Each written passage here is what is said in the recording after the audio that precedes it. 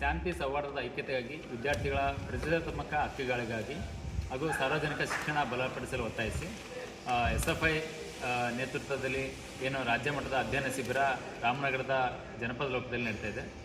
May 29, 30, 31, June 1 4 ದಿನಗಳ ಕಾಲ ವೈಚಾರಿಕ ಏನು ಸೈದ್ಧಾಂತಿಕ ತಿಳುವಳಿಕೆ ಅಂತಕ್ಕಂಥ ಒಂದು ಪಾಠಗಳನ್ನು ಕೂಡ ನಡೀತಾ ಇದೆ. ಇವತ್ತು ಶಿಕ್ಷಣ ಉಳಿಬೇಕು, ಉದ್ಯೋಗ ಪ್ರತಿಯೊಬ್ಬರಿಗೂ ಸಿಗಬೇಕನ್ನೋ ಹಕ್ಕಿನಲ್ಲಿ ಶೈಕ್ಷಣಿಕ ವರ್ಷ ಪ್ರಾರಂಭ ಆಗ್ತಾಯಿದೆ.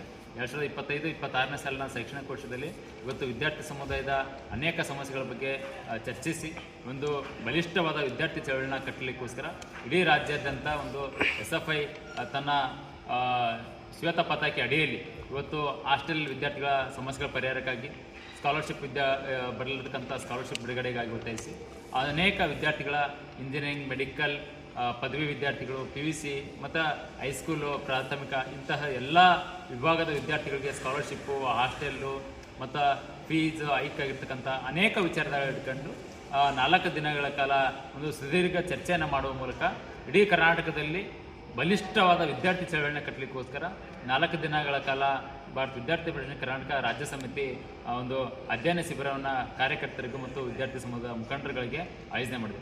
ಆ ಒಂದು ಆಯೋಜನೆ ಮಾಡ್ತಕ್ಕಂಥ ರಾಜ್ಯ ಅಧ್ಯಯನ ಶಿಬಿರಕ್ಕೆ ಹಾವೇರಿ ಜಿಲ್ಲೆ ಸೇರಿದಂಥ ರಾಜ್ಯದ ವಿವಿಧ ಜಿಲ್ಲೆಗಳಿಂದ, ತಾಲೂಕುಗಳಿಂದ ನೂರಾರು ಕಾರ್ಯಕರ್ತರು ಕೂಡ ಬಂದು ಭಾಗವಹಿಸ್ತಿದ್ದಾರೆ.